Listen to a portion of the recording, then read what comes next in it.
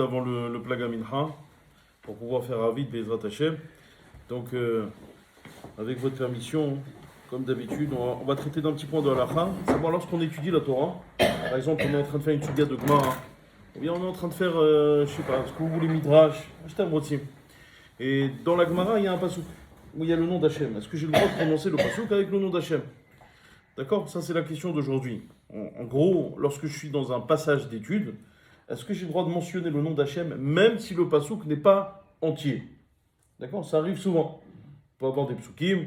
Le pasuk, par exemple, j'étais en train de voir tout à l'heure un pasuk où Akadosh Baruch Hu, il s'adresse à Haggai. Et donc, c'est marqué là-bas, Diber Hachem. Alors, est-ce que je dis Hachem ou Diber Abonai? Ça, c'est toute la question, de savoir comment on doit prononcer. Et autre question, si on admet que, par exemple, on veut prononcer le Shem Hachem lorsqu'on étudie, qu'en est-il lorsque c'est une bracha qui apparaît dans l'étude? Par exemple, vous êtes sur le Perek Shishi de Maseret Brachot, ou dans le Perek Shishi de Maseret Brachot, on parle que des brachot.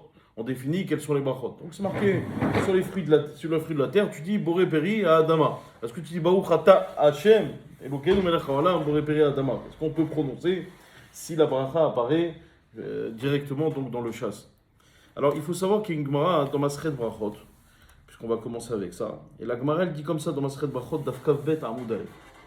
Un Baal Keri c'est un homme, vous savez qu'à l'époque, quelqu'un qui avait des pertes séminales, il devait absolument, avant de faire le Kriyat Shema, ou lire n'importe quel passage du Torah, il devait absolument se tremper au mikveh. Ça c'était à l'époque, c'était la takanat, la fameuse takanat de Ezra.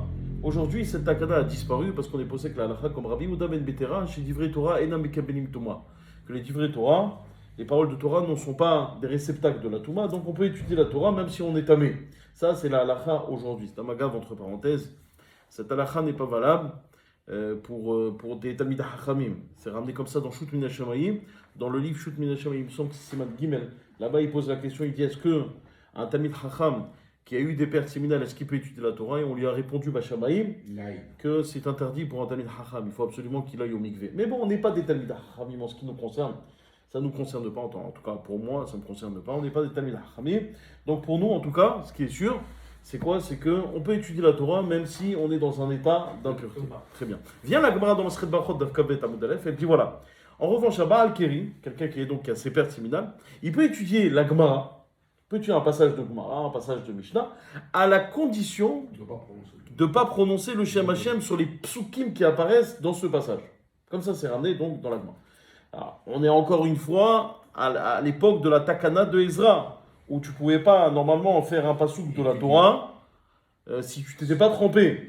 Alors la Gemara dit oui, mais ça, c'est si tu prononces le nom d'Hachem. Si tu ne prononces pas le nom d'Hachem dans l'étude dans laquelle tu es, il n'y a pas de problème, il n'y a aucun problème. Tu peux donc prononcer le pasouk sans avoir à prononcer, en faisant attention, de ne pas prononcer le nom d'Hachem. Déduisent de là les Acharonim. Alors, c'est qu'il y a énormément d'Acharonim qui déduisent de là, que tu vois bien que pour nous, où la halakha a été aujourd'hui fixée, pas comme cette takana de Ezra, on va dire plutôt que la takana de Ezra a disparu.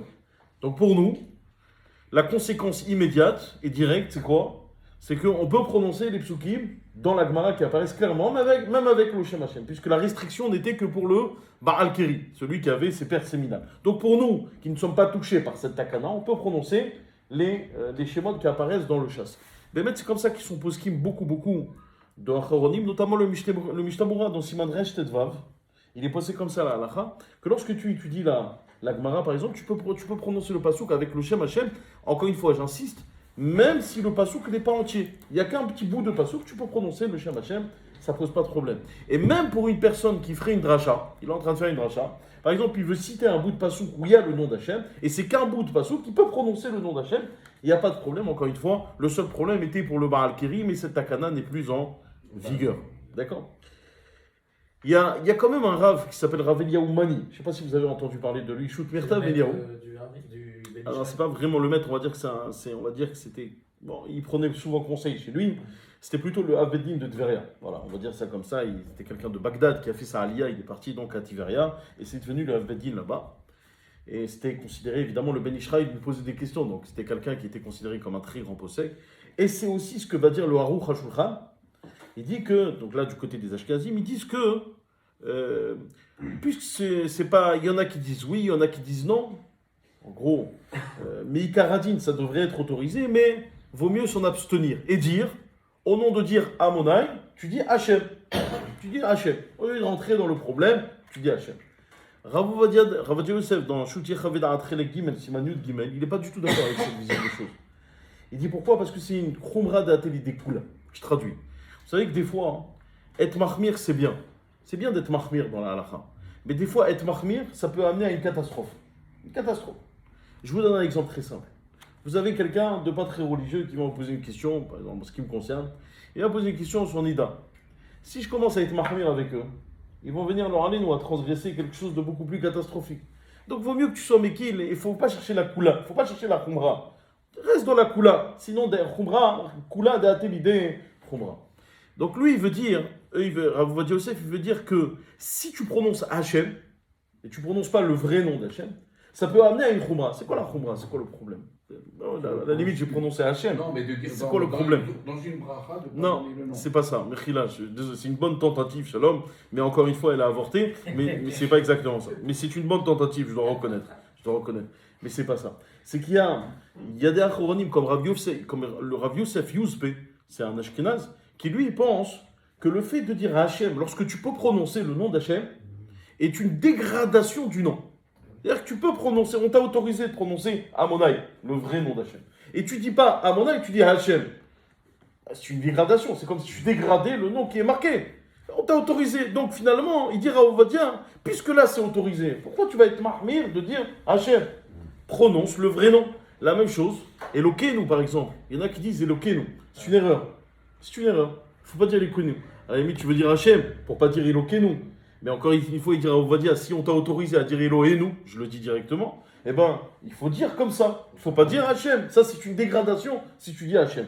D'accord? Ça, c'est ce qu'on retiendra. C'est l'avis de Rav Ovadia, je vous l'ai dit encore une fois, Shuti Chaveda'at, Chelek Gimel, Simanul Gimel. Maintenant, en ce qui concerne la deuxième question, pour ce qui est des brachot, il y a une bracha qui apparaît directement dans le chasse, est-ce que j'ai le droit de prononcer le Shem Hashem? Alors, sur ça, les achronim sont beaucoup plus mitigés et disent que là, comme c'est une bracha, si tu viens à prononcer la bracha alors que tu n'en as pas besoin, et je vous donne un exemple.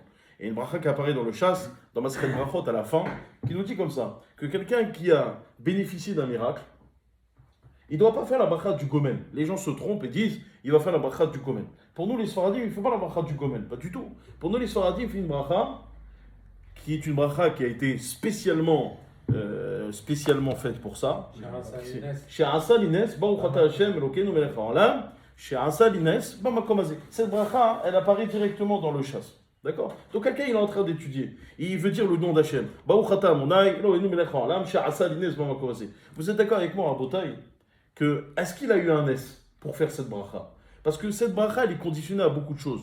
C'est que d'abord, tu as eu un miracle, et surtout, tu te retrouves à l'endroit où tu as eu le miracle. Parce que dans la bracha, qu'est-ce qu'on dit? Chez un Salines qui m'a fait ce miracle-là, m'a commencé dans ce lieu. Mais si toi maintenant tu es au Beth Midrash et tu as eu un miracle, par exemple sur le périph', tu roulais en moto et un camion t'a écrasé, la moto il en reste que de la bouillie, et puis finalement tu t'en sors indemne. Alors, effectivement, on peut considérer que c'est un miracle, mais tu ne te trouves pas sur le périph' pour dire Shara Salines, Bama Komazé. Donc en soi, cette bracha, il y en a qui la considèrent comme les Vatala.